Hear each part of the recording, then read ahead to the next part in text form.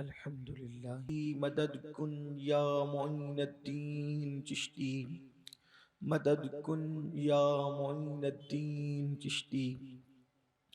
मिंबर पर रौनक अफरोज बिरादर ज़ी क़द्र सैयद आसिफुद्दीन साहब, वो जमी अर्श मकाम सादात किराम उलमाए ज़वील एहतराम, हाज़रीन महफिल, पर्दा नशीन माओ और बहनों, अस्सलामु अलैकुम व रहमतुल्लाहि व बरकातुहू।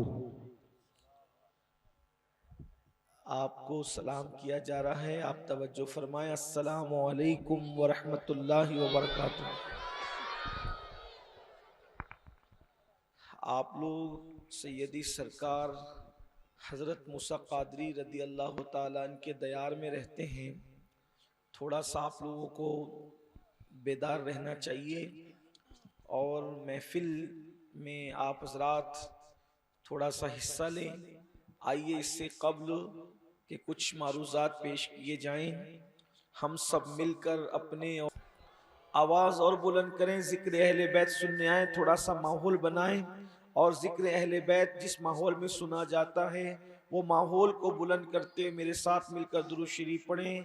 अस्सलातु वस्सलामु अलैका या नबी अल्लाह, अस्सलातु वस्सलामु अलैका या नबी अल्लाह, अस्सलातु वस्सलामु अलैका या हबीब अल्लाह, अस्सलातु वस्सलामु अलैका या हबीब अल्लाह, व अला आलिका व अस्हाबिका या नूर अल्लाह, व अला आलिका व अस्हाबिका या नूर अल्लाह, सल्लल्लाहु तआला अलैका वसल्लम। सल्लल्लाहु तआला अलैहि वसल्लम।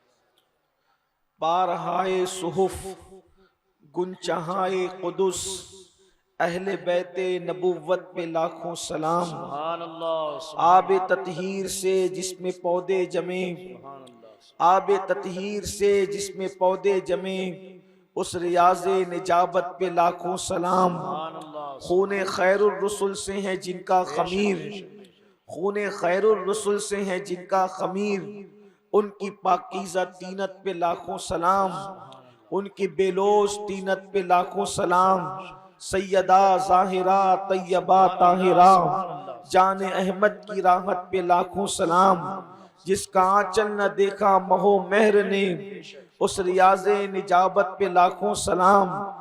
वो हसन मुस्तफ़ा सैयदुल अस्क़िया राकिबे दोष इज्जत पे लाखों सलाम।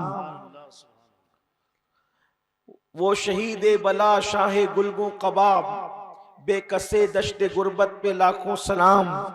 असले नस्ले सफ़ा वस्ले वजह खुदा, असले नस्ले सफ़ा वस्ले वजह खुदा, साकिये शीरो शरबत पे लाखों सलाम।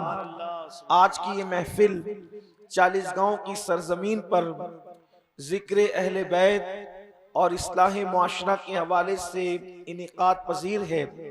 साथ ही मरहूम लुकमान शाह उनके ईसाले सवाब के लिए ये महफिल का इनेकाद हुआ है। अल्लाह तबारक व ताला मरहूम की और हमारे जितने भी रिश्तेदार दुनिया से चले गए ईमान पर, अल्लाह पाक उन सब की बेहिसाब मग़फ़िरत फरमाए।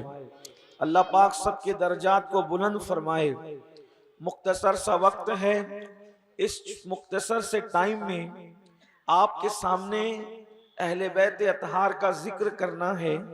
पहले आपको ये बता दिया जाए, जो जानते हैं उन्हें तो पता ही है, जो नहीं जानते उन्हें मालूम होना चाहिए कि अहले बैत किसको कहते हैं।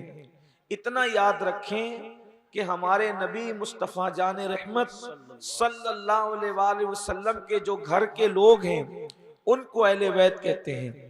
हुजूर के घर वालों को, मतलब अहले बैत कौन?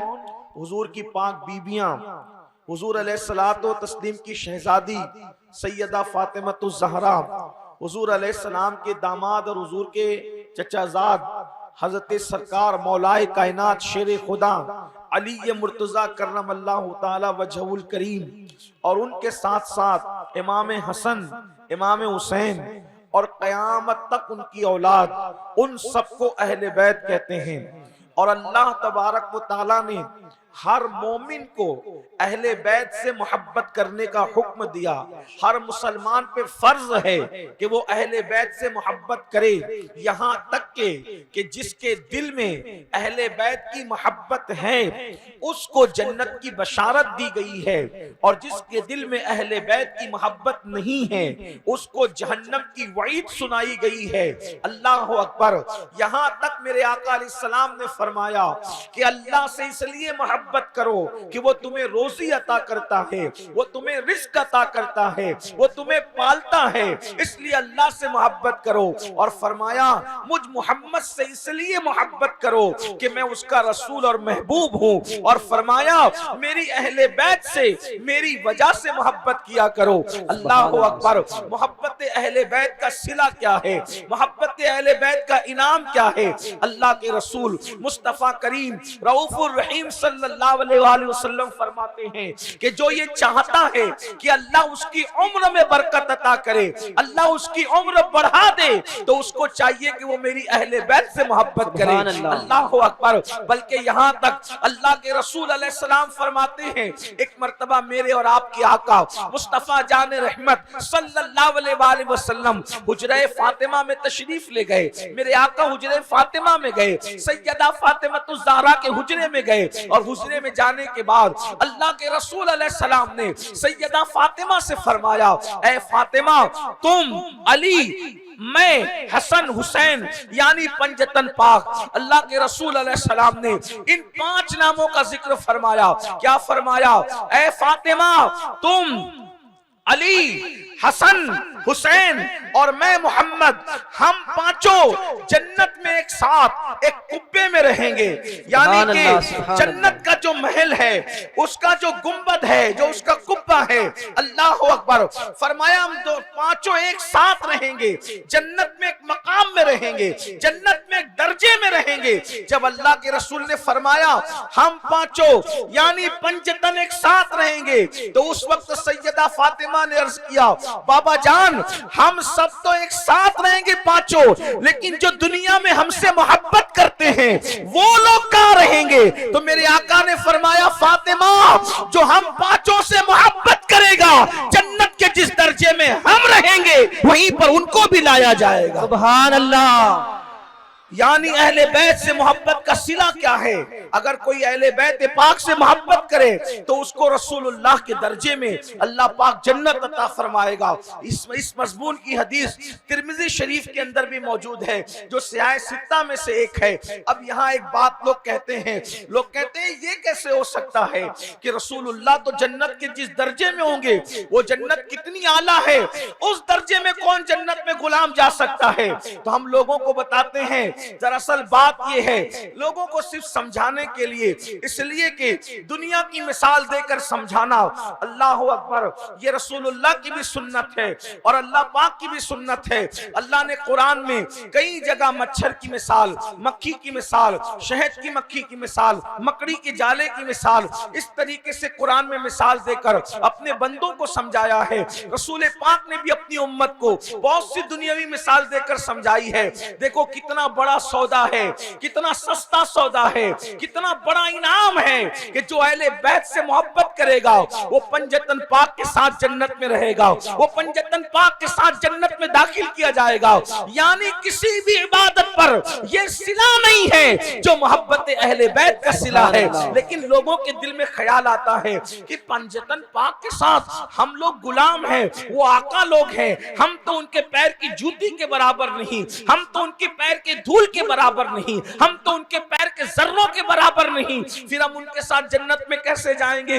मैं कहता हूं बिल्कुल सही ख्याल है, लेकिन बात समझ में आती है। देखो आप हजरात ने भी देखा होगा, अगर देखा है तो मेरी तायीद करना, वरना कोई बात नहीं। आप जब बड़े बड़े शहरों में जाएंगे, दिल्ली, मुंबई, कलकत्ता, इस तरीके से, और अगर आप दुबई वगैरह जाते हैं तो आप हजरात ने देखा होगा बड़े शहरों के अंदर क्या देखा होगा कि बड़ी बड़ी मर्सिडीज कारें होती है और बड़ी बड़ी खूबसूरत कारें होती है और भी बहुत ज्यादा कीमती कारें होती है।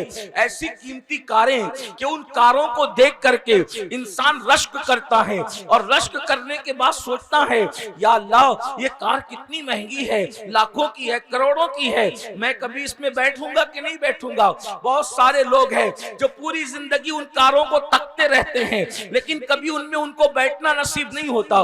मगर एक मर्तबा देखा गया कि एक करोड़ की कार या करोड़ों रुपए की कार, महंगी कार वो जा रही थी और इंसान सोच रहा था मैं इसमें बैठूंगा कि नहीं बैठूंगा। तो उसमें देखा एक कुत्ता है जो पीछे की सीट पे बैठा हुआ बाहर मुंडी निकाल रहा है और देख रहा है। अरे इंसान को इस कार में बैठना नसीब नहीं हुआ और इंसान इसमें बैठने की लालच कर रहे हैं बाज इंसान, लेकिन ये कुत्ता कहां से आके बैठ गया?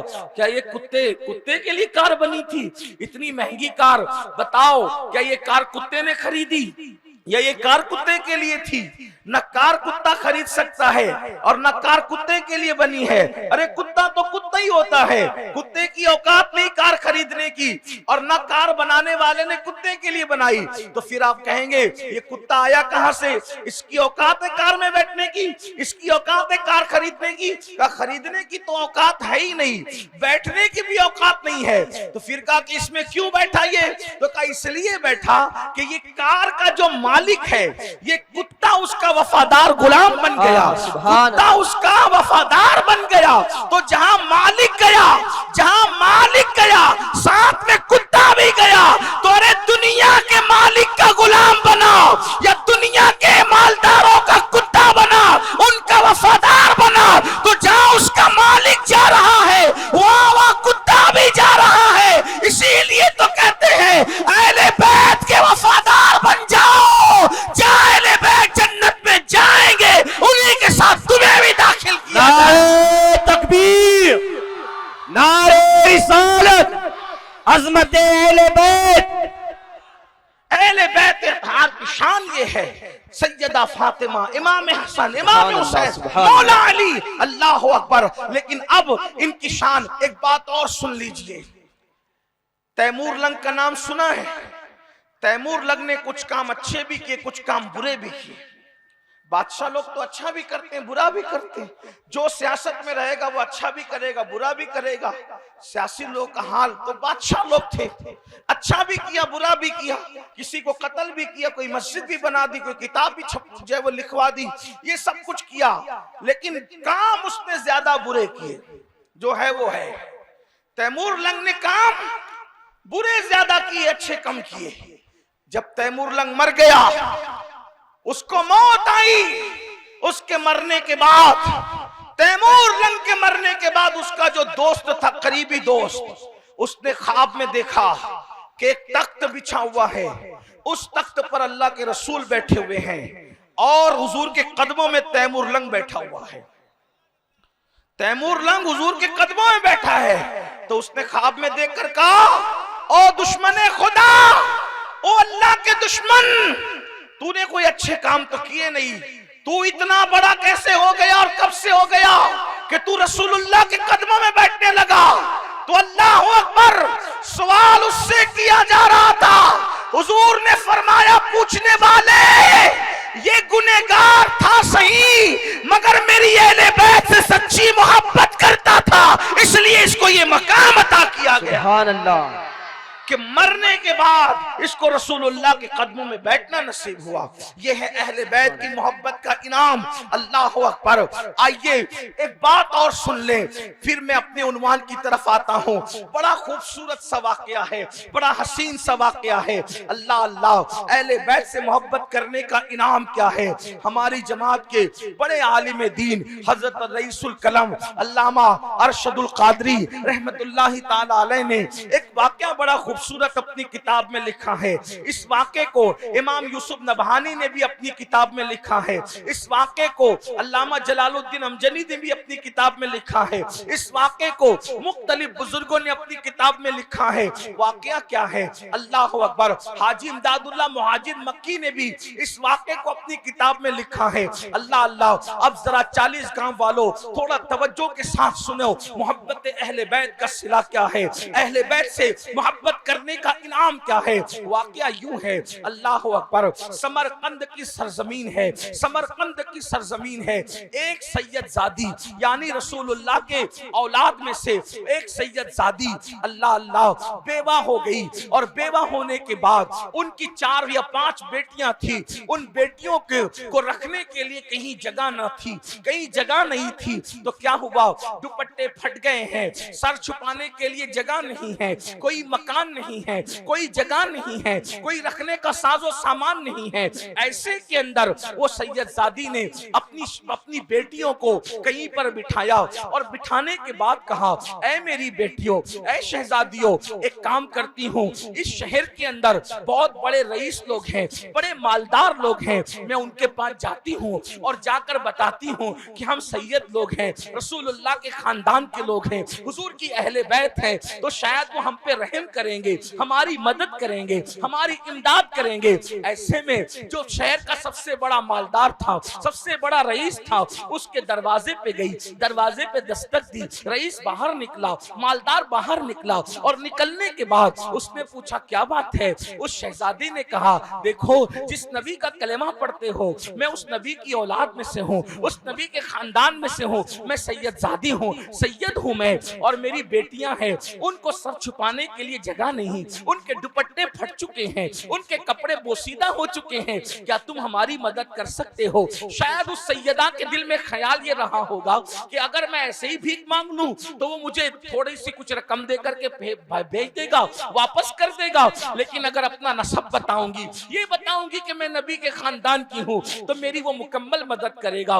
लेकिन हाय रे हाय, दिलों के मामलात भी अजीब होते हैं, नसीबे भी अजीब होते हैं, मुकद्दर भी अजीब होते हैं। अल्लाह अकबर। हुआ क्या, जब उसने सुना कि एक शहजादी, एक गरीब खातून कहती है, मैं सैयदा हूँ, मैं सैयदजादी हूँ, और तेरे दरवाजे पर इसलिए आई हूँ कि बेवा होने की वजह से गुर्बत ने मेरे घर का मुंह देख लिया है, मेरी बच्चियों को ओढ़ने के लिए दुपट्टे मुश्किल हैं, और अल्लाह अकबर, उनके वजूद पर पेवन लगे हुए कपड़े हैं, अगर तू हमारी मदद कर दे तो हमारा काम बन जाए। उस रईस ने सुना, सुनने के बाद कहा, जिसको देखो वो सैयद बन के चला आता है, जिसको देखो वो नबी के खानदान का होने का दावा करता है। ऐ खातून, अगर तू नबी की औलाद में से है, अगर तू रसूलुल्लाह के खानदान की है, तो बताओ तेरे पास सबूत क्या है, तेरे पास शजरा कहाँ है, तेरे पास सबूत क्या है।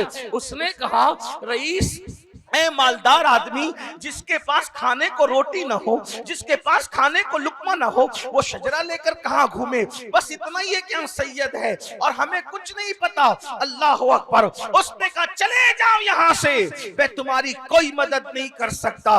अल्लाह अकबर। वो यहाँ से निकली। निकलने के बाद एक मजूसी था, यानी आग का पुजारी, आग की पूजा करने वाला, वो कलेमा नहीं पढ़ता था, वो मुसलमान नहीं था, उसके दरवाजे पे गई। वो भी मालदार था, वो भी रईस था उस शहर का, और जाकर के उससे कहा, ऐ मजूसी, हम रसूलुल्लाह के घर के लोग हैं, घराने के लोग हैं, हम अहले बैत हैं, सैयद हैं, क्या तू हमारी मदद कर सकता है।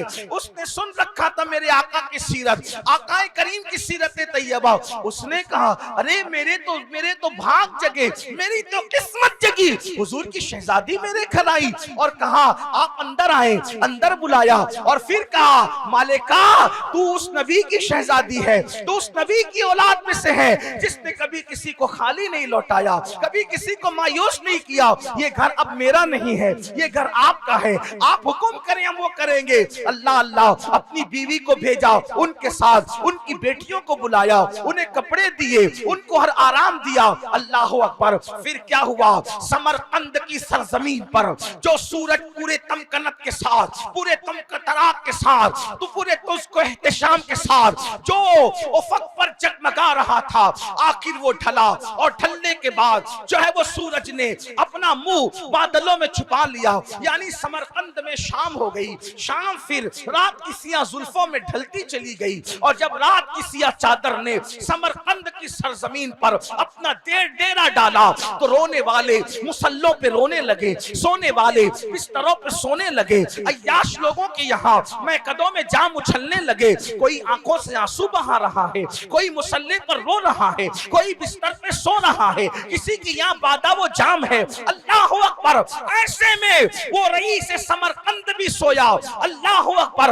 आंख लगी तो ख्वाब में क्या देखा? मैदान महशर बपा है, मैदान महशर बपा है। गोया के ख्वाब में उसको कयामत का दिन दिखाया गया और बताया गया मैदान महशर बपा है। सब लोग जब रसूलुल्लाह शफात कर रहे हैं, मुस्तफा जान रहमत शफात कर रहे हैं। शफात का मतलब क्या? यानी कि आका अपने गुलामों की सिफारिश कर रहे हैं और अल्लाह से कहते हैं मौला इसकी मगफिरत कर दे, इसकी बख्शिश कर दे। हुजूर जिसकी शफात करते हैं वो जन्नत में चला जाता है। तो जब ये देखा तो देख करके आया, अर्ज की या रसूल अल्लाह मेरी भी शफात करें, मुझे भी जन्नत में लेकर के चले।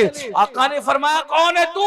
अल्लाह अकबर। उसने कहा या रसूल अल्लाह मैं आपका उम्मती हूँ, मैं आपका उम्मती हूँ, मेरी शफात करें, मुझे भी जन्नत अता करे। मेरे आका ने फरमाया तू मेरा उम्मती है, इसका तेरे पास सबूत क्या है वो बता।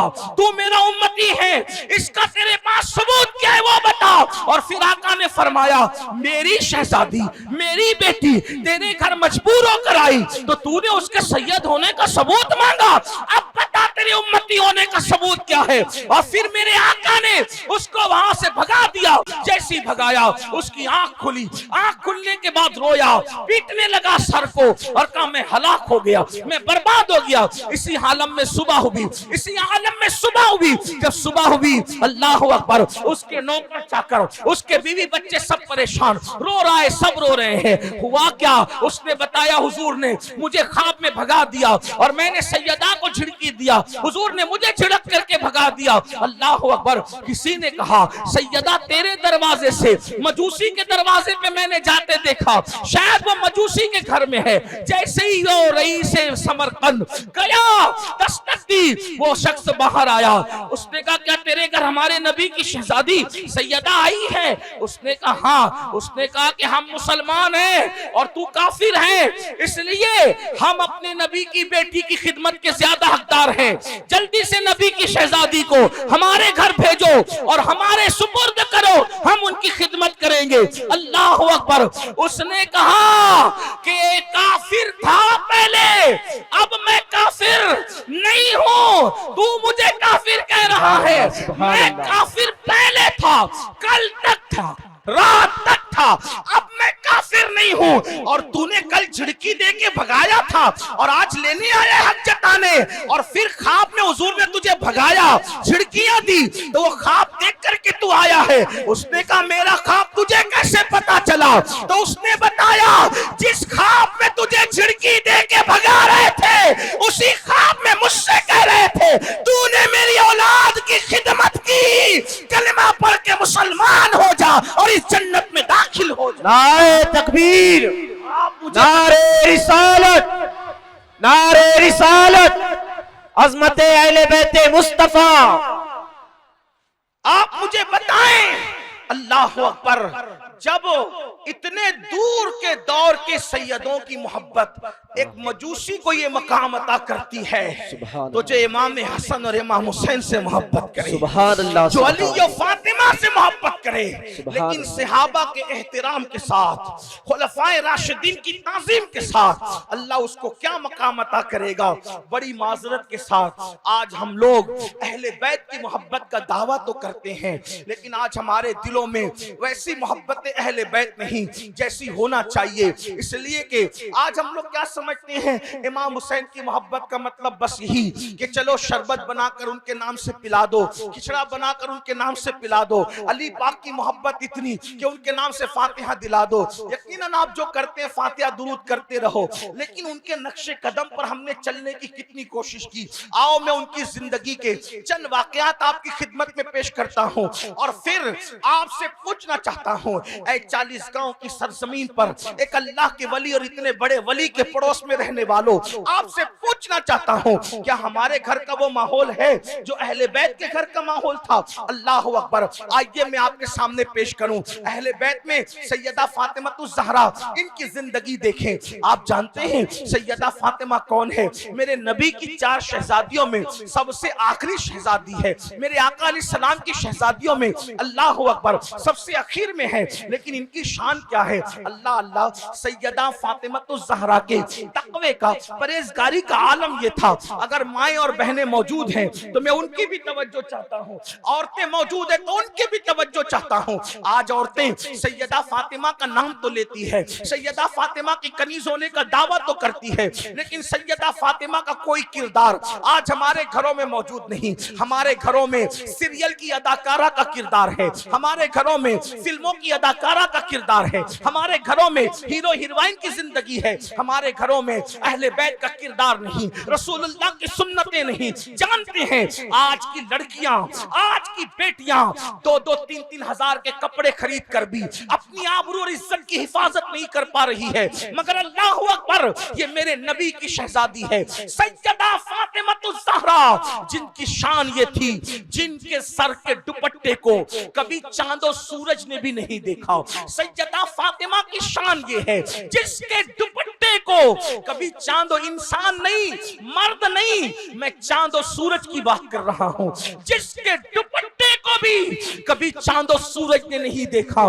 मेरे इमाम अहले सुन्नत यूं कहते हैं, जिसका आंचल न देखा मोह मेहर ने, जिसका आंचल न देखा मोह मेहर ने, उस रिदाए नज़ाहत पे लाखों सलाम। अल्लाहु अकबर। आप गौर तो करें, उनकी हया क्या थी, उनका तकद्दुस क्या था, उनका तकवा क्या था कि उनके सर के दुपट्टे को कभी चांद और सूरज ने भी नहीं देखा। और आज हमारी बेटियां पतले कपड़े, बारीक कपड़े, अल्लाह अकबर, फैशन के नाम पर दुपट्टे को गले में लटका कर कोई कॉलेज जा रही है, कोई कोचिंग जा रही है, कोई वलीमे में जा रही है, मेकअप करके मुसलमानों की बेटियां बाजारों की जीनत बन रही है। जरा सोचो अहले बैत के दिल पर क्या गुजरती होगी, सैयदा फातिमा के दिल पे क्या गुजरती होगी। अल्लाह अकबर। जानते हैं अल्लाह अल्लाह, आज कोई औरत ऐसी नहीं है, अल्लाह अल्लाह, अल्लाह अकबर, 5-5 हजार 7-7 हजार के ड्रेस पहनकर भी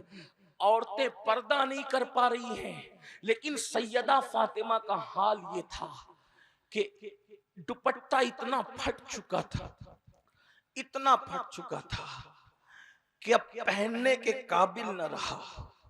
17 पेवन लगे थे आपके दुपट्टे में। सैयदा फातिमातुज़ ज़हरा के दुपट्टे में 17 पेवन लगे थे। और एक मर्तबा जब तशरीफ ले गई अपने बाबा के पास, या हुजूर उनके पास आए, तो उस दिन सैयदा फातिमा के बदन पर ऊंट के चमड़े का लिबास था, यानी कपड़े का लिबास नहीं था। किसके वजूद अक़दस की बात हो रही है? कौन? सैयदा फातिमातुज़ ज़हरा।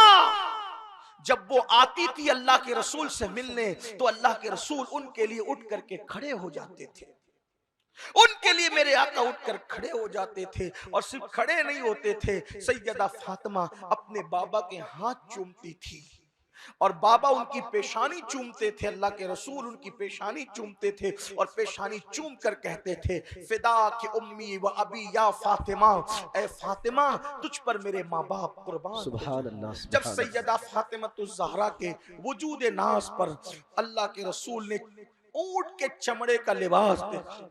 आज जो भीख मांगने वाले भिखारी लोग हैं, उनके बदन पर भी कपड़े होते हैं, लेकिन मेरे नबी की शहजादी ने किस कदर कनात के साथ, किस कदर सादगी के साथ, किन हालात में अपनी जिंदगी को गुजारा।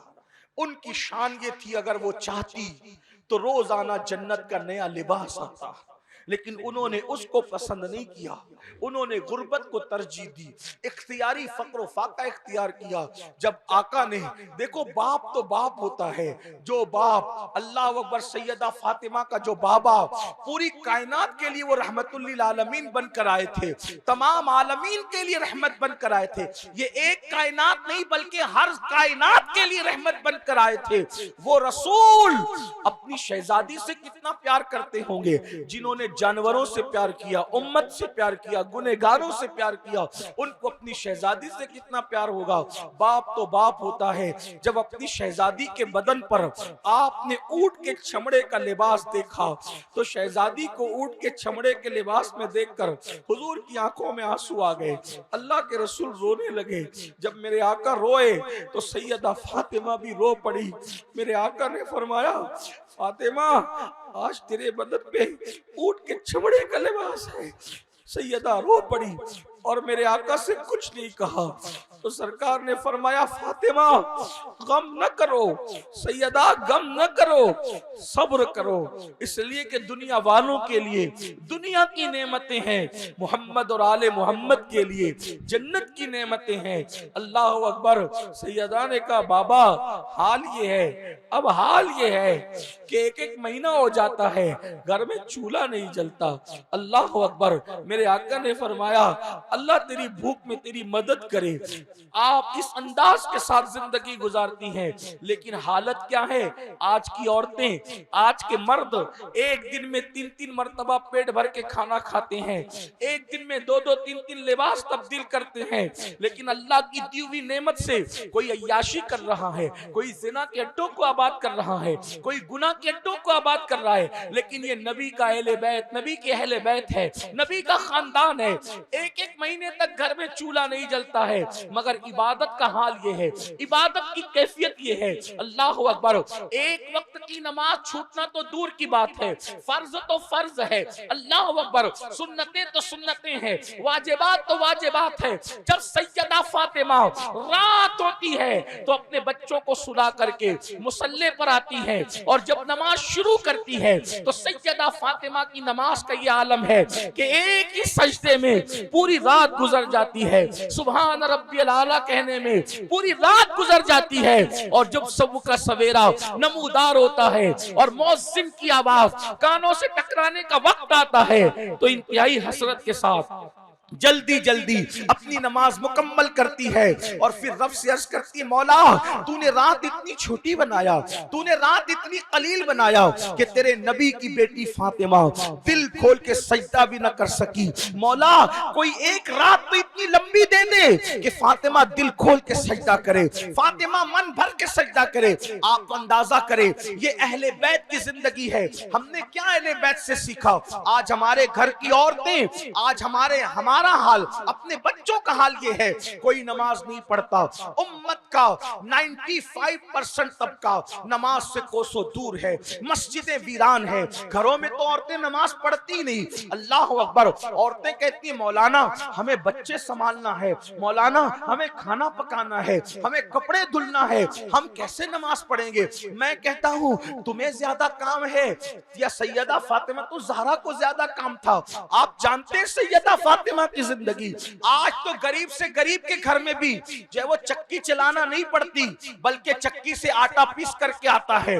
आज तो मिर्ची का भी पाउडर आता है, आज तो पानी के जगह जगह नल लगे हुए हैं, आज तो वाटर पंप है। लेकिन अल्लाह अकबर, आओ आज मेरे नबी की शहजादी की जिंदगी सुनो और अपनी जिंदगी को तब्दील करने की कोशिश करो। सैयदा फातिमा चक्की चलाती है तो चक्की चलाते चलाते हाथों में गट्टे पड़ गए हैं। चक्की चलाने से अल्लाह अकबर दुनिया के सबसे बड़े मालदार इंसान की बेटी है, बल्कि कायनात के ताजदार की बेटी है, कायनात के बादशाह की बेटी है, मालिक जन्नत की बेटी है, खुदा के महबूब की बेटी है। अल्लाह अकबर।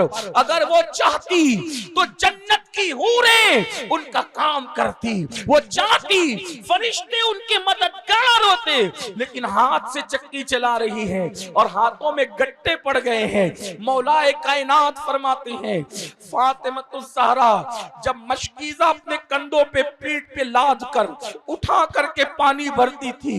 तो मौलाए कायनात कहते हैं मशकीज़ा उठाने से और पानी भरने से उनकी पीठ पर मशकीज़े के निशान पड़ गए थे। अल्लाह अकबर।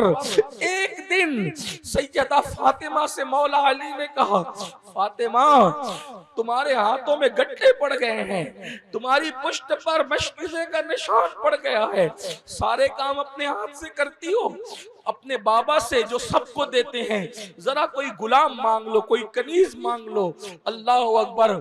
फिर मेरे आका के पास सैयदा फातिमातुज़ ज़हरा पहुंची और पहुंचने के बाद का बाबा हाथों को देखे, हाथों में कैसे छाले पड़ गए, गट्टे पड़ गए काम करते करते। अर्ज किया आका कोई गुलाम या कनीज दे दे। मेरे आका ने फरमाया फातिमा अभी बदरो उहद के यतीमों का हक देना बाकी है। फातिमा अभी बदरो उहद के यतीमों का हक देना बाकी है। मैं तुम्हें गुलाम और कनीज कैसे दे दूं? अलबत्ता उससे बेहतर चीज तुम्हें देता हूं। जब बिस्तर पे जाया करो तो 33 मर्तबा सुबहान अल्लाह, 33 मर्तबा अल्हम्दुलिल्लाह और 34 मर्तबा अल्लाह अकबर पढ़ लिया करो।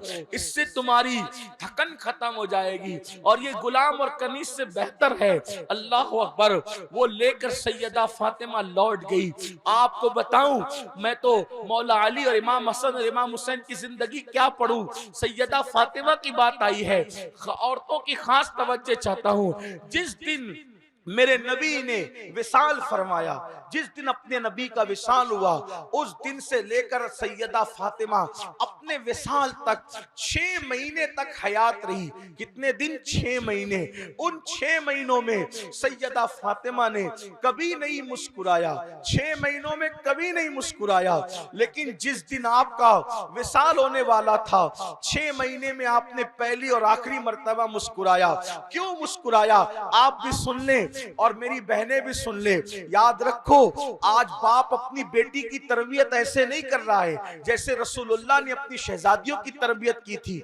आज तो बेटियां क्या है, बेटियां नहीं आग की पेटियां है। फिल्में देखे बेटियां, सीरियल देखे बेटियां, बेपर्दा घूमे बेटियां, मर्दों से बात करे बेटियां। अल्लाह अकबर। क्योंकि बाप ने सही तरबियत नहीं की, भाई ने कोई लगाम नहीं डाली। अल्लाह अकबर। क्या हाल हो गया। लेकिन आओ जरा देखो मेरे नबी की शहजादी की जिंदगी क्या है। अल्लाह अकबर, अल्लाह अकबर। सैयदा तैयबा ताहिरा आबिदा जाहिदा राकिया साजिदा नकिया तकिया ज़किया आलिमा गैर मुअल्लिमा सैयदा फातिमातुज़ ज़हरा सलामुल्लाह अलैहा अल्फ अल्फ मर्रा फी कुल्ल लम्हा।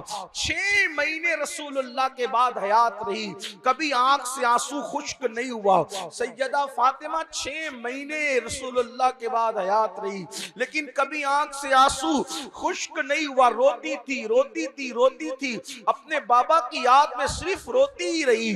अल्लाह अकबर। आइए जरा मैं अब अपनी गुफ्तगू को खत्म करते हुए उनकी जिंदगी का आखिरी वक्त, आखिरी गोशा पेश कर दूं जो सीरत निगारों ने लिखा है। अल्लाह अकबर। मंगल का दिन है, मंगल का दिन है, रमजान शरीफ का महीना है। अल्लाह अल्लाह। और 2 तारीख है रमजान शरीफ की। अल्लाह अकबर। सैयदा फातिमातुज़ ज़हरा शाम के वक्त जल्दी रोटियां पका रही है, जल्दी रोटियां पका रही है। सरकारे हसन पाक हुसैन पाक के सर पे हाथ फेर रही है, खाना तैयार कर रही है। हजरत मौलाए कायनात ने पूछा, फातिमा, सैयदा फातिमा, आज बहुत काम में उजलत है, बहुत जल्दी सब काम हो रहे हैं। तो सैयदा ने कहा कि अली आप तो जानते हैं ना कि बाबा के पास जाने का वक्त आ गया है, बाबा के पास जाने का वक्त आ गया है। तो फरमाया जल्दी काम में क्यों है? वो फरमाती है इसलिए जल्दी है कि आज अपने हाथों का खाना अपने हुसैन को खिलाऊं, ताकि करबला में जब मेरा लाडला भूखा रहे तो माँ के हाथ का खाना उसको भूख में उस वक्त मदद करे। अपनी ज़ैनब को खिलाऊं ताकि माँ माँ के हाथ का खाना उस वक्त ज़ैनब को हौसला अता करे। हाय हाय, शहजादों को अपने हाथ से खिलाती है और उसके बाद शहजादों से कहती जाओ नाना के रोजे पे जाओ। उधर शहजादों को नाना के रोजे पे भेजा। भेजने के बाद कहा अली अली, अब मैं दुनिया में नहीं रहूंगी, अब मैं दुनिया से जाने वाली हूँ, मेरा रुखसती का वक्त आ गया है। अली देखो, तुम जानते हो ना कि मेरे बाबा ने कहा था कि अगर किसी औरत से उसका शौहर नाराज है तो मैं कयामत के दिन उस औरत से मुलाकात नहीं करूंगा। अल्लाह अकबर, मैं उस खातून से मुलाकात नहीं करूंगा। अली बताओ ना, तुम मुझसे नाराज हो के राजी हो?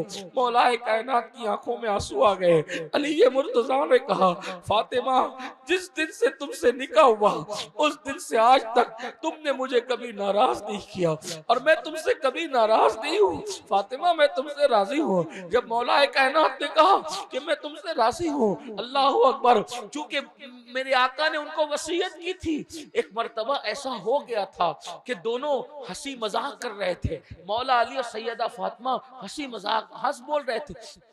मियाँ बीवी हंसते बोलते हैं, हंसते हंसते, यानी हंसने से मुराद अपना हंसना मुराद मत लीजिए, उनकी अपनी शान के मुताबिक। तो हंसते हंसते मुस्कुराते हुए सैयदा फातिमा ने कोई जुमला कह दिया, तो अली मुर्तजा को नाराजगी हो गई, सैयदा पाक से नाराज हो गए। तो जैसे ही नाराज हुए तो सैयदा फातिमा तो ज़हरा ने 7 मरतबा चक्कर लगाए, कभी इधर से आती, कभी इधर से आती, कभी इधर से आती, कभी, यानी 7 मरतबा इधर उधर से आई और अली पाक को खुश किया, अपने शोहर को खुश किया। मौला अली खुश हो गए, राजी हो गए, मामला खत्म हो गया। अली ये मुर्तजा घर से बाहर निकले तो ये रोने लगी। उसी वक्त में अल्लाह के रसूल आ गए, आका तशरीफ लाए तो इनको रोते हुए देखा। आका इनसे बहुत मोहब्बत करते थे, इनका रोना हुजूर को बर्दाश्त नहीं होता था। और सरकार ने कहा मेरी बेटी रो रही हो, क्यों रो रही हो, किस वजह से रो रही हो? कहा बाबा रो इसलिए रही थी कि मेरे और अली के दरमियान हंसी मजाक हो रही थी जैसा।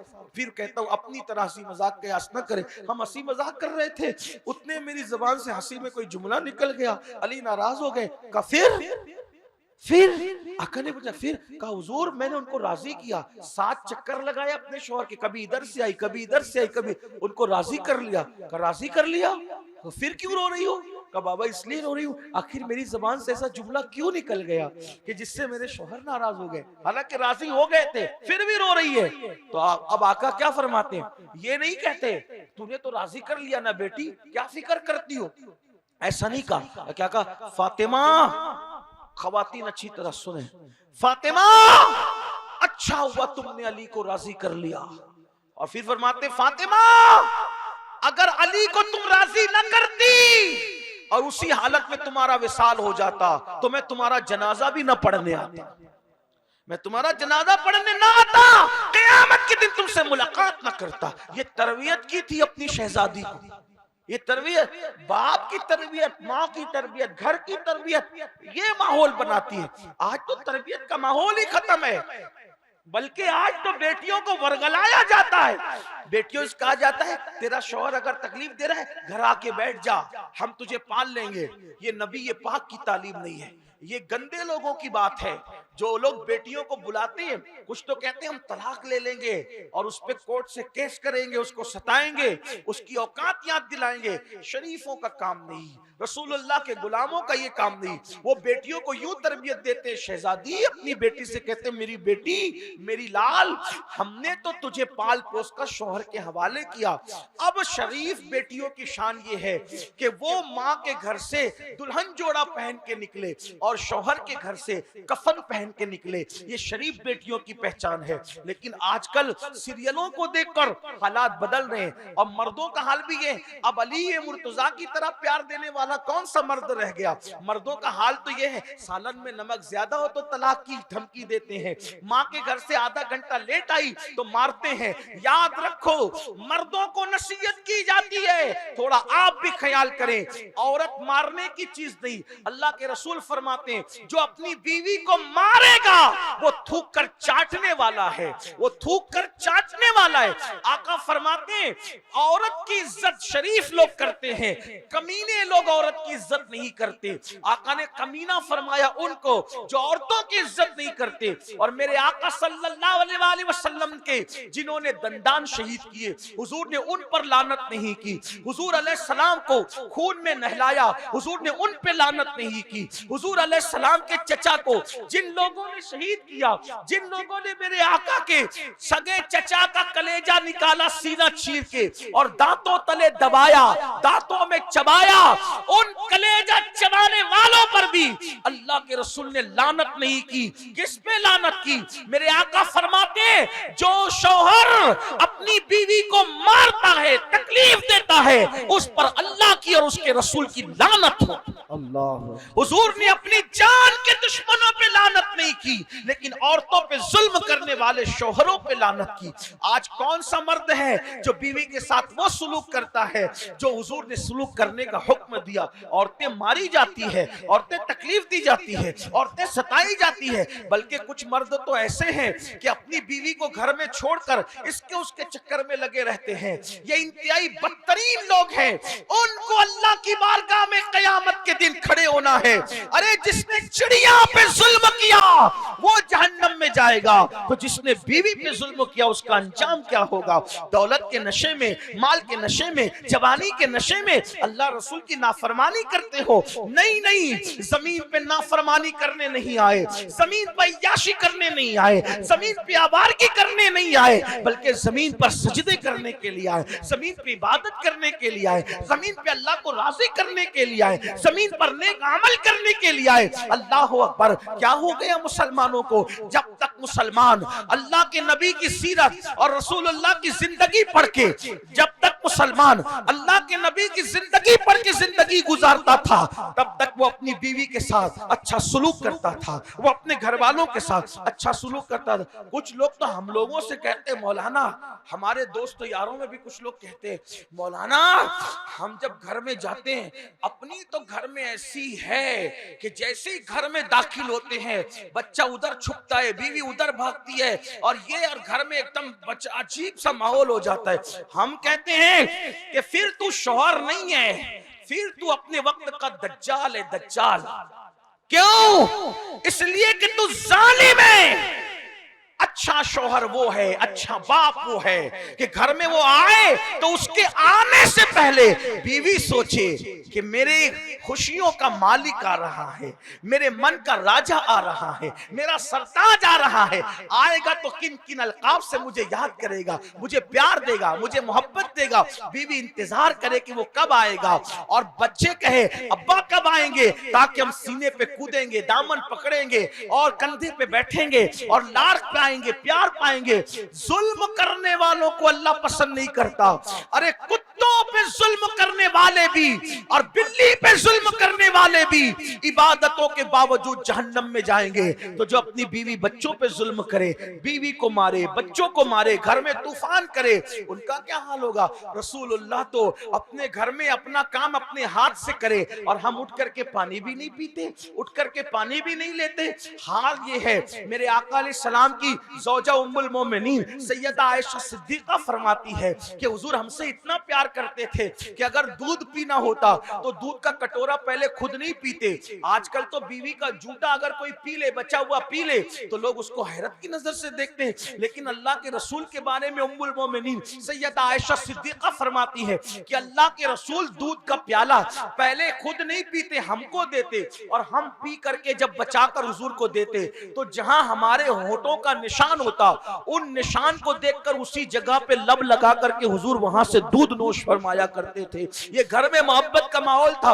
उम्मुल मोमिनीन सैयदा आयशा सिद्दीका फरमाती है मैं हड्डी खाती, हड्डी चूसती, तो जहां मैं चूसती वहां से हुजूर हड्डी चूसा करते थे। ये मोहब्बतों का माहौल था। फरमाती है जहां से मैं उंगलियों से खाना लेती, मेरी उंगलियों का निशान देख के हुजूर वहां से खाना खाया करते थे। ये मोहब्बतों का माहौल था।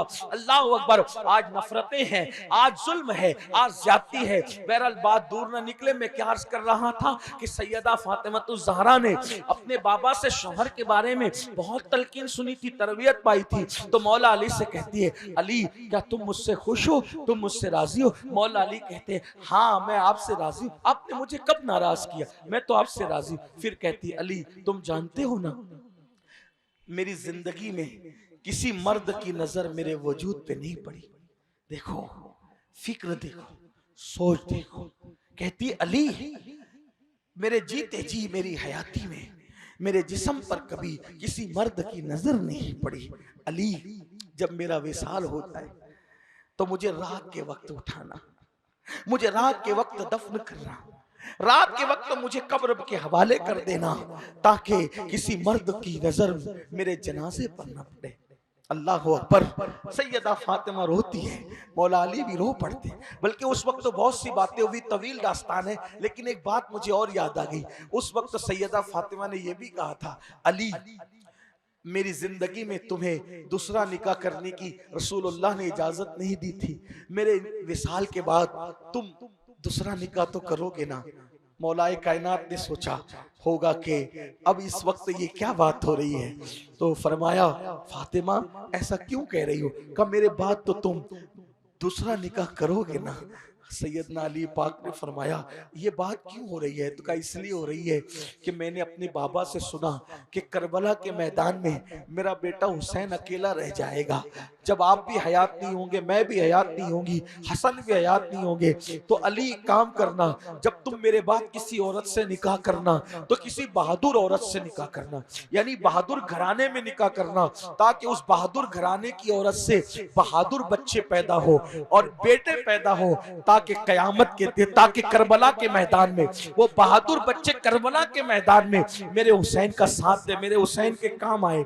तो मौला अली ने उनकी वसीयत के मुताबिक अल्लाह अकबर हजरत उम्मे बनीन फातिमा से निकाह किया था। फातिमा ज़हरा की दुआ की बरकत से उनके यहाँ बेटे ही बेटे पैदा हुए और वो 4 बेटे जो है करबला के मैदान में इमाम हुसैन के साथ थे। उन्हीं में एक उम्मुल बनीन के बेटे हजरत गाजी अब्बास अलमदार भी है, जिनकी बहादुरी का जिक्र आप करते हैं। ये सैयदा फातिमा की विसाल के वक्त की दुआ थी कि अली तुम मेरे बाद जिससे निकाह करो अल्लाह उससे बहादुर बेटे तुम्हें अता करे, ताकि वो करबला में मेरे हुसैन का साथ दे। और उनकी दुआ की बरकत से वो पैदा हुए और उन्होंने जो साथ दिया वो करबला की दास्तान आप सुनते रहते हैं हमारे उलमा से, मशाइख से। फिर सैयदा फातिमातुज़ ज़हरा मौलाए कायनात से बहुत सी बातें करती है। ऐसे में फिर उसके बाद आपके चेहरे पर कुछ आसार थे। हजरत सैयदा अस्मा बिनते उमैस, ये सैयदना सिद्दीक अकबर की बीवी थी। हजरत अस्मा बिनते उमैस सिद्दीक अकबर की बीवी थी। जब हजरत सिद्दीक अकबर ने देखा कि सैयदा फातिमा की तबीयत अलील है, तो सैयदना सिद्दीक अकबर ने अस्मा बिनते उमैस से कहा कि तुम खिदमत करना, खिदमत के लिए तुम जाना।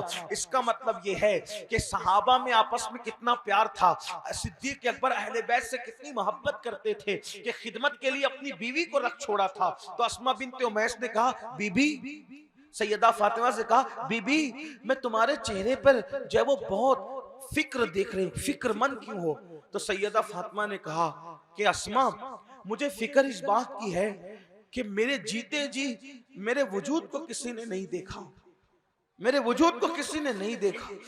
जब मेरा इंतकाल होगा, मैं दुनिया से जाऊंगी, तो मुझे सोच हो रही है कि मेरे ऊपर किसी की नजर पड़ेगी, किसी मर्द की।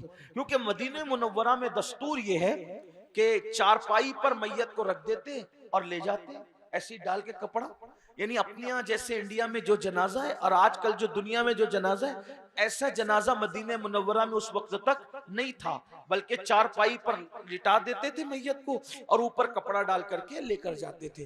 और सैयदा फातिमा ने कहा अस्मा मुझे फिक्र हो रही है कि जब ऐसे मुझे लेकर जाया जाएगा तो मेरे ऊपर तो लोगों की नजर पड़ेगी, जिस जनाजे में यानी जिस खाट पे चारपाई भी रखा जाएगा, तो मुझे फिक्र ये हो रही उस वक्त क्या होगा। तो अस्मा ने कहा बीबी मैं हबशा गई थी, मैं हजरत जाफर तैयार मेरे पहले शौहर के साथ, यानी अस्मा का निकाह, हजरत अस्मा का निकाह पहले सिद्दीक अकबर से पहले किसके साथ हुआ था? हजरत जाफर तैयार के साथ हुआ था। और जाफर तैयार की शहादत के बाद इनका निकाह सिद्दीक अकबर के साथ हुआ। तो कहती है कि जब मैं अपने पहले शौहर हजरत जाफर तैयार के साथ हबशा गई थी, तो मैंने हबशा में मैयत देखी कि मदीने मुनव्वरा की तरह वहां चारपाई पे नहीं ले जाते, बल्कि डोली में ले जाते हैं, यानी चारपाई पर ऐसे खजूर की शाख लगा देते हैं और उसके ऊपर कपड़ा डाल देते हैं, तो डोली बन जाती है। तो अंदर की मैयत बाहर वालों को नजर नहीं आती। अगर आप इजाजत दे तो मैं वैसा ही जनाजा तुम्हारे लिए बना दूं। वैसे ही जनाजा बना दूं तो मेरे आका सरकार, मेरी सरदार, मलका फिरदौस से बरी, मलका कायनात, मेरे मालिक की मालिक, अल्लाह अकबर, मेरे मालिक, मेरे मालिक की मालिक, मेरे मालिक की मालिक का मतलब मेरा मालिक, मेरा हुसैन, मेरा बादशाह, मेरा आका, मेरा मुर्शिद, उनकी मालिका, उनकी मलिका, उनकी प्यारी अम्मी जान सैयदा फातिमतुज़ ज़हरा, मेरे मालिक, मेरे मौला मुस्तफ़ा जान रहमत की जान की राहत सैयदा फातिमतुज़ ज़हरा। आपसे अस्मा ने कहा कि मैं वो डोली बना दूं आपके लिए, तो फरमाया कि बना दो, मेरे विसाल से पहले बना दो, क्योंकि रसूलुल्लाह ने उनको बताया था कि तुम मेरे बाद सबसे पहले मेरी अहले बैत में आकर के मुझसे मिलोगी। तो जब वो डोली तैयार हुई तो बाबा के विसाल से लेकर खुद के विसाल तक कभी नहीं मुस्कुराई, लेकिन जब वो डोली और जनाजा बनकर तैयार हो गया तो अपना जनाजा देखकर सैयदा फातिमा बाबा के विसाल के बाद पहली मर्तबा मुस्कुराई कि आज मेरे विसाल के बाद मेरे पर्दे का इंतजाम हो गया कि जब मैं दुनिया से जाऊंगी तब मेरे वजूद पर किसी की नजर नहीं पड़ेगी। और सैयदा फातिमा अपना जनाजा देखकर मुस्कुराई थी। मुसलमानों बताओ, उनको अपने पर्दे का ख्याल विसाल के बाद भी कितना था, और आज हमें पर्दे का कोई ख्याल नहीं। हमारी बेटियां आधी आस्तीन के कपड़े पहन रही है, हमारी बेटियां अल्लाह अकबर बगैर दुपट्टे के हैं। याद रखें, अल्लाह के रसूल अलैहिस्सलाम फरमाते हैं जन्नत के दरवाजे पे लिखा है कि जन्नत दय्यूस के लिए हराम कर दी गई। जन्नत के दरवाजे पे लिखा है कि जन्नत दय्यूस के लिए हराम कर दी गई है। साहबा ने पूछा या रसूल अल्लाह दय्यूस कौन है? तो हुजूर ने दय्यूस की बहुत सारी बातें बताने के साथ ये भी फरमाया कि जिसके घर की औरतें बेपर्दा घूमे। अल्लाह के रसूल अलैहिस्सलाम फरमाते हैं जिसके घर की औरतें बेपर्दा घूमे और वो घर के मर्द उस औरत को बेपर्दा घूमने से मना न करे, वो मर्द दय्यूस है। दय्यूस, अल्लाह उन पर जन्नत की खुशबू भी हराम की है और अल्लाह न उनकी नमाजें कबूल करता है न उनकी दुआएं कबूल करता है। मुसलमानों, आज हम अहले बैत का बहुत जिक्र करते हैं, बहुत बातें करते हैं, लेकिन अहले बैत के नक्शे कदम पे हम नहीं चल रहे हैं। आप देखो, आज मुसलमान नमाज से कोसों दूर है, नमाज से कोसों दूर है। तकरीरें हो रही है, बार बार तकरीरें हो रही है, नमाज पढ़ो, नमाज पढ़ो, नमाज पढ़ो। पूरे कुरान में 700 मर्तबा कमोबेश अल्लाह ने नमाज का हुक्म दिया, लेकिन फिर भी हमारी नस्ल मस्जिद में आने को तैयार नहीं। जबकि मौलाए कायनात कहते हैं, अली ये मुर्तजा कहते हैं, अगर कयामत के दिन ये हुक्म हो कि कोई जन्नत में जाए या 2 रकात नमाज पढ़े, अगर ये हुक्म दिया जाए, 2 ऑप्शन है, या जन्नत में जाओ या 2 रकात नमाज पढ़ो। तो मौलाए कायनात फरमाते हैं अगर मुझे ये इख्तियार दिया जाए या तो जन्नत में जाऊं या 2 रकात नमाज पढ़ूं, तो मैं जन्नत में जाने पर 2 रकात नमाज को तरजीह दूंगा, यानी मैं जन्नत में दाखिल नहीं होऊंगा बल्कि मैं नमाज पढ़ूंगा, क्योंकि जन्नत में मेरी खुशी है और नमाज में मेरे मौला की खुशी है। ये है अहले बैत की फिक्र। इमाम आली मकाम ने शहादत के वक्त सजदा किया, आपने आखिरी वक्त तक सजदा किया, लेकिन आज नमाज नहीं है, बल्कि आजकल लोग हंसते खेलते नमाज छोड़ रहे हैं। लेकिन सहाबा कहते हैं कि हमारे दौर में जो नमाज पढ़ता था हम उसको मुसलमान समझते थे, जो नमाज नहीं पढ़ता था हम उसको मुसलमान नहीं समझते थे। जो आखिरी बात अर्ज करने चला था वो ये, मुसलमानों नमाज को लाजिम पकड़ो, क्योंकि अल्लाह के रसूल अलैहिस्सलाम फरमाते हैं जो नमाज छोड़ दे मैं मोहम्मद उससे बेजार हूं, कयामत के दिन उसके साथ मेरा कोई वादा नहीं है। अल्लाह के रसूल अलैहिस्सलाम फरमाते हैं जहन्नम के अंदर, आका इरशाद फरमाते हैं जहन्नम के अंदर एक वादी है और उस वादी को जुब्बुल हुज़्न कहते हैं। जहन्नम में एक वादी है और उस वादी को जुब्बुल हुज़्न, जुब्बुल हुज़्न का मतलब होता है गम का कुआं, गम का कुआं, और वो इतना गहरा है और इतना उसमें आग है कि अगर उस कुएं के अंदर, उस जहन्नम की वादी के अंदर पहाड़ डाल दिए जाए, पहाड़, तो पहाड़ भी पिघल जाए उसकी आग से। जुब्बुल हुस्न में ऐसी हरारत है कि अगर उसमें पहाड़ डाल दिए जाएं तो पहाड़ भी पिघल जाएं, और उस जुब्बुल हुस्न के अंदर खच्चर की तरह मोटे मोटे बिच्छू हैं, और एक एक बिच्छू के मुंह में 70 डंक है और हर 70 डंक में जहर की थैली है। जब वो बिच्छू बेनमाजी को डसेगा तो 1000 साल तक के उसके जिस्म में जहर घूमता रहेगा, उसका गोश्त तो झड़ जाएगा, उसका गोश्त तो झड़ जाएगा, उसकी हड्डियां टूट जाएगी। ये हाल होगा बेनमाजी का जुब्बुल हुस्न में, वहां पहाड़ पिघलेंगे पहाड़। अब मेरे जवानों से पूछता हूं, ऐ मेरी कौम के जवानों, इतने कमजोर हैं हम और आप कि मच्छर काट ले तो हम बेचैन हो जाते हैं, मक्खी का डंक हमसे बर्दाश्त नहीं होता, गर्मी की धूप, गर्मी के मौसम में धूप, मई के मौसम में धूप हमसे बर्दाश्त नहीं होती। अरे गर्मी तो गर्मी है, हमसे तो सर्दियां भी बर्दाश्त नहीं होती, इतने कमजोर हैं हम। आप बताओ, क्या पहाड़ों से ज्यादा अपना जिस्म ताकतवर हो गया? क्या पहाड़ों से ज्यादा अपने जिस्म में कुव्वत आ गई? क्या पहाड़ों से ज्यादा अपने जिस्म में ताकत आ गई? अरे अपने सच्चे रसूल ने फरमाया कि जिस जहन्नम में पहाड़ पिघल जाएंगे उस जहन्नम के अंदर बेनमाजियों को डाला जाएगा। अल्लाह से नहीं डरते, जिंदगी नहीं बदलते, जिंदगी में इनकलाब नहीं लाते। मेरे अजीज, ऐ मेरी कौम के जवानों, ऐ मेरे आका अलैहिस्सलाम के दीवानों, एक दिन मौत है, मौत, मौत की तलवार सरों पे लटक रही है। मुझे नहीं मालूम हम में से कौन अगले लम्हे जिएगा कि मरेगा, एक दिन जिएगा कि मरेगा, एक रात जिएगा कि मरेगा। अरे लोग सालों की बात करते हैं, पल की खबर नहीं है। हमने मौत की क्या तैयारी की, हमने आखिरत की क्या तैयारी की, देखा नहीं। जवान जवान चले जाते हैं, नौजवान बैठे बैठे मर जाते हैं, लोग चलते चलते मर जाते हैं, एक्सीडेंट में मर जाते हैं, तो दिल का दौरा पड़ता है मर जाते हैं। ऐसे ही हमें नहीं पता अपनी जिंदगी कितनी है, हमने भी मर जाना है। इस दुनिया में रहने के लिए कोई नहीं आया। 100 साल, 200 साल, 500 साल, 700 साल, हजार साल जीने वाले लोग भी मर गए, हम भी मर जाएंगे। मगर याद रखना, ये दुनिया आवारगी याशी के लिए नहीं, ये दुनिया ऐशो इशरत के लिए नहीं, ये दुनिया खाने कमाने के लिए सिर्फ नहीं, ये दुनिया अपनी तबीयत में जिंदगी गुजारने के लिए नहीं, बल्कि ये दुनिया आखिरत की खेती है। दुनिया मज़रातुल आखिरा, दुनिया आखिरत की खेती है। इसमें जो बोओगे वहां वही काटोगे। यहाँ ज़िना के अड्डों को आबाद करोगे तो वहां वही भुगतना पड़ेगा। यहाँ शराब के अड्डों को आबाद करोगे वहां वही भुगतना पड़ेगा। अल्लाहु अकबर। यहाँ नमाजों को तर्क करोगे वहां वही भुगतना पड़ेगा। अब्दुल मलिक इब्ने मरवान के दौर में, मरवान का बेटा अब्दुल मलिक के दौर में एक कफनचोर उसके दरबार में आया और उसने तौबा की। तो पूछा, तू क्यों तौबा कर रहा है? तो उसने कहा कि ए अब्दुल मलिक, मैं कफन चोर था, कफन चुराने गया, तो जैसी मैंने कब्र खोली मुसलमान की तो मैंने देखा कि उसका मुंह किबले से फिरा हुआ है, उसका मुंह किबले से फिरा हुआ है और उसकी कब्र में अंगार भड़क रही है, आग भड़क रही है। तो मैं भागा वहां से, गैब से आवाज आई, पूछता नहीं पूछता नहीं कि इस पर ये अजाब क्यों हो रहा है, इसका मुंह किबले से फिरा, इसकी कब्र में अजाब की आग क्यों भड़क रही है,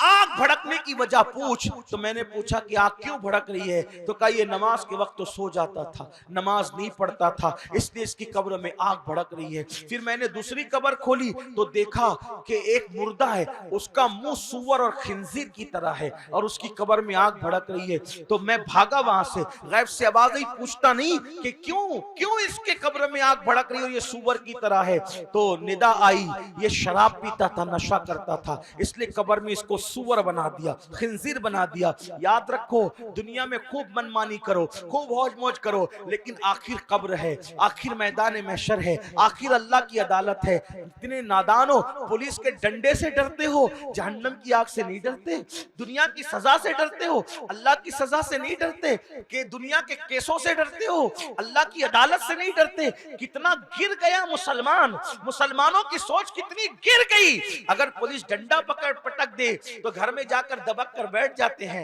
है ना, यही है। और अल्लाह का अजाब पुकार पुकार कर बयान किया जा रहा है, अल्लाह के अजाब की तरफ कोई कान नहीं धरता। कुरान कहता है, इन्ना अज़ाब रब्बिका लवाक़ि मा लहू मिन दाफ़े, तेरे रब का अजाब वाक़े होकर रहेगा।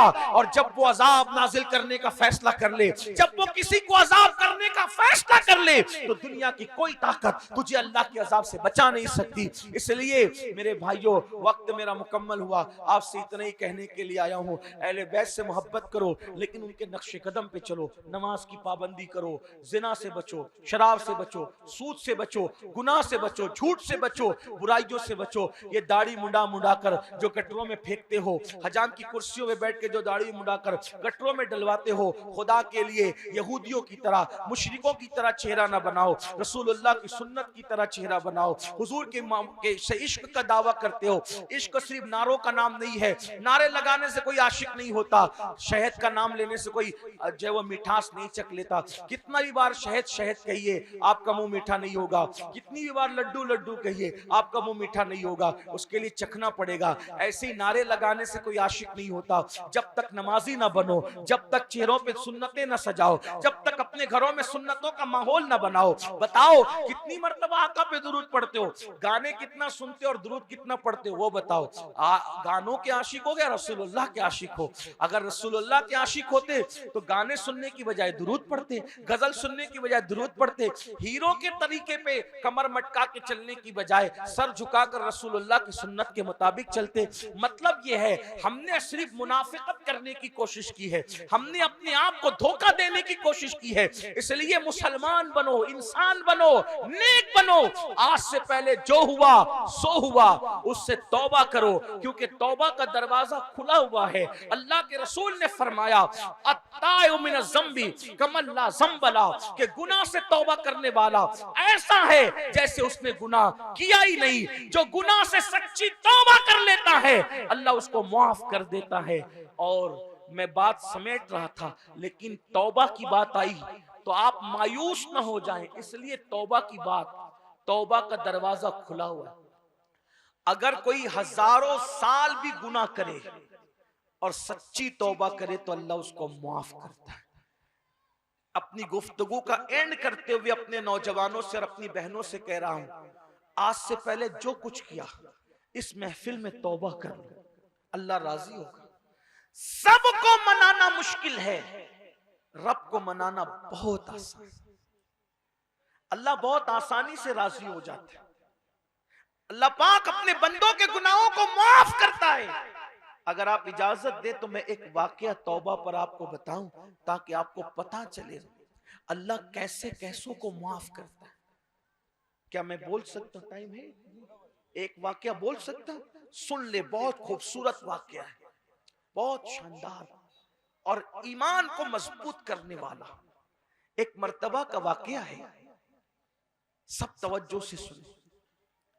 एक मर्तबा का वाकया है कि सैयदना फारूक आजम रदी अल्लाह ताला अन्हु अल्लाह के रसूल अलैहिस्सलाम की बारगाह में आ रहे थे, हुजूर की दरबार में आ रहे, तो देखा कि दरवाजे पे एक जवान बैठा है और वो अपने सर पे खाक डाल रहा है।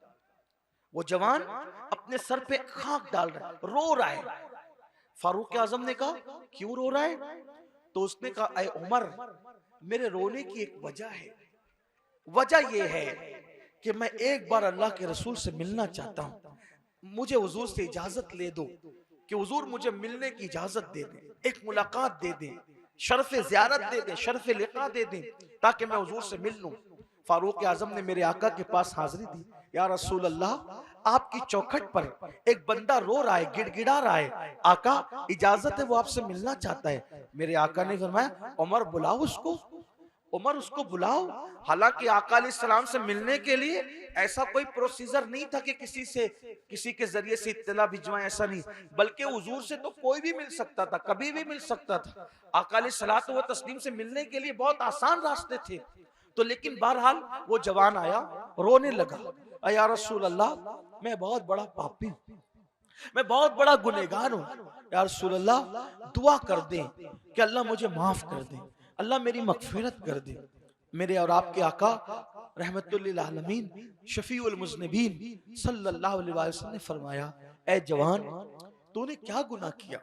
अल्लाह की रहमत पे भरोसा कर, अल्लाह की रहमत पे यकीन कर, तौबा कर, अल्लाह तुझे माफ कर देगा।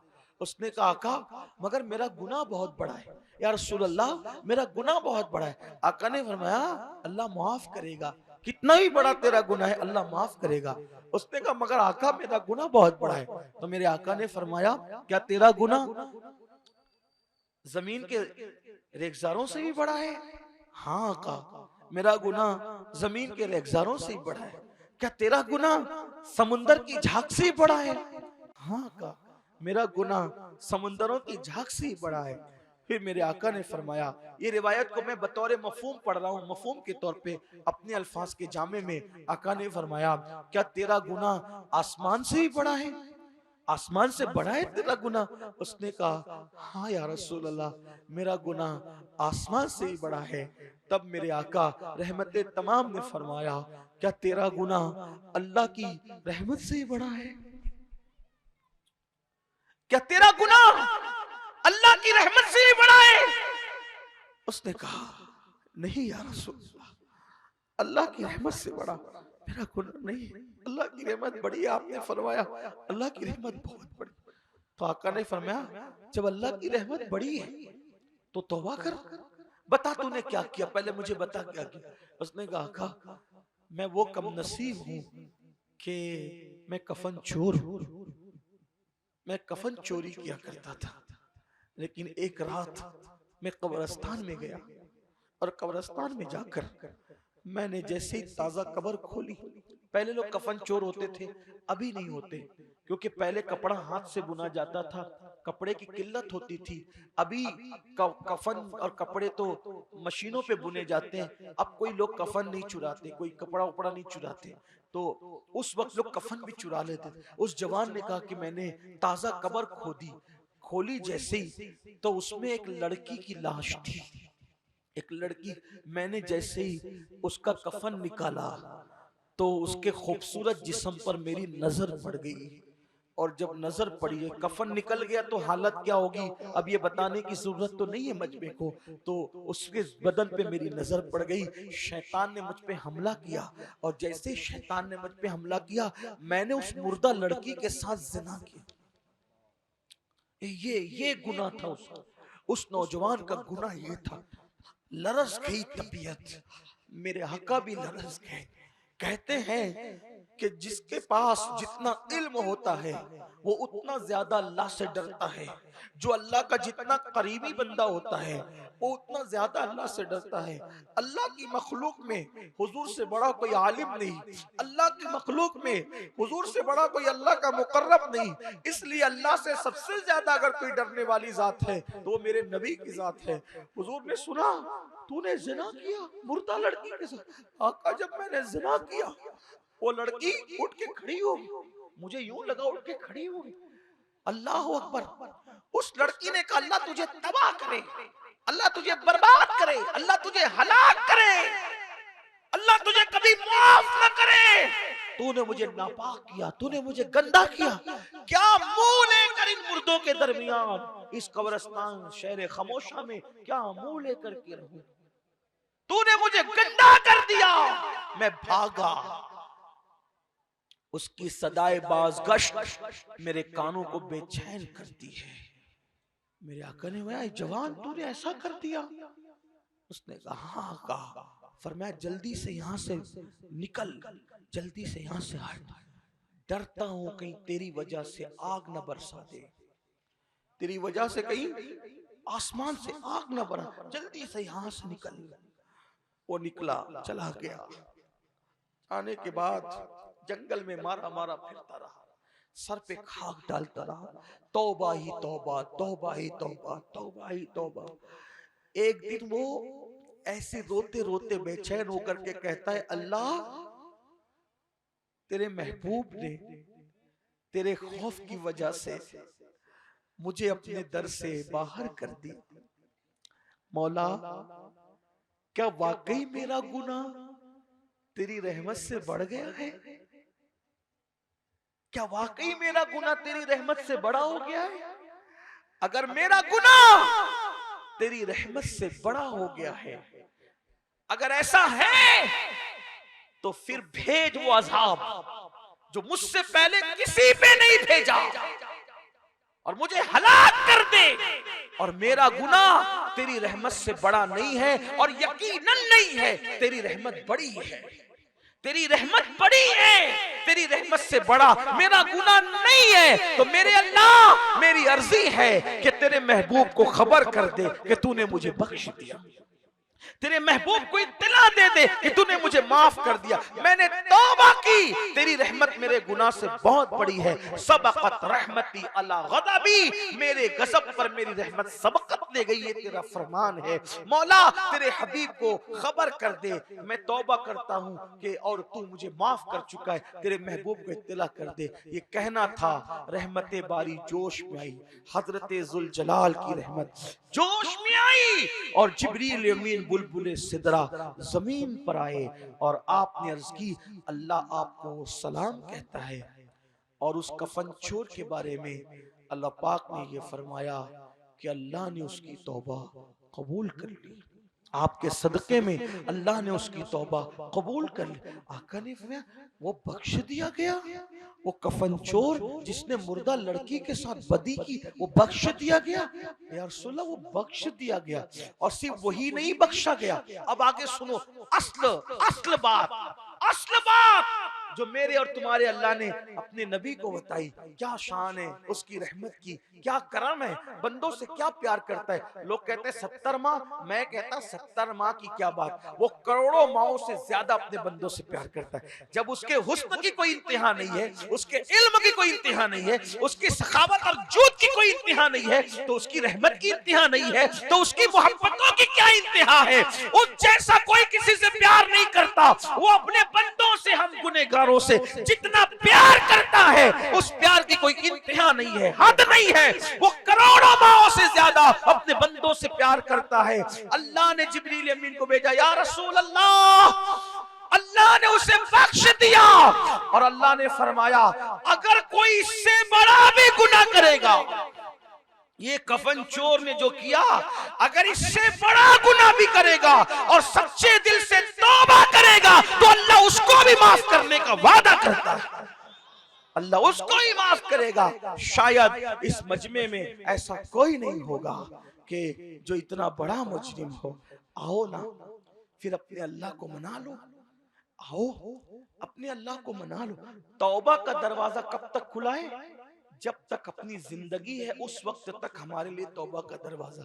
जब मर जाएंगे तो तौबा का दरवाजा बंद हो जाएगा, फिर कुछ नहीं होगा। एक मज्जूब बुजुर्ग थे, वो बस्ती में कहते थे, लोगों अल्लाह से सुलह करो, लोगों अल्लाह से सुलह करो, लोगों अल्लाह से सुलह करो। कब्रिस्तान में कहते थे, अल्लाह इनसे सुलह कर, अल्लाह इनसे सुलह कर, अल्लाह। तो लोगों ने कहा, बाबा आप बस्ती में कहते हो अल्लाह से सुलह करो और कब्रिस्तान में कहते हो अल्लाह इनसे सुलह करो, तुम्हारी बात बदलती है, क्या मतलब है?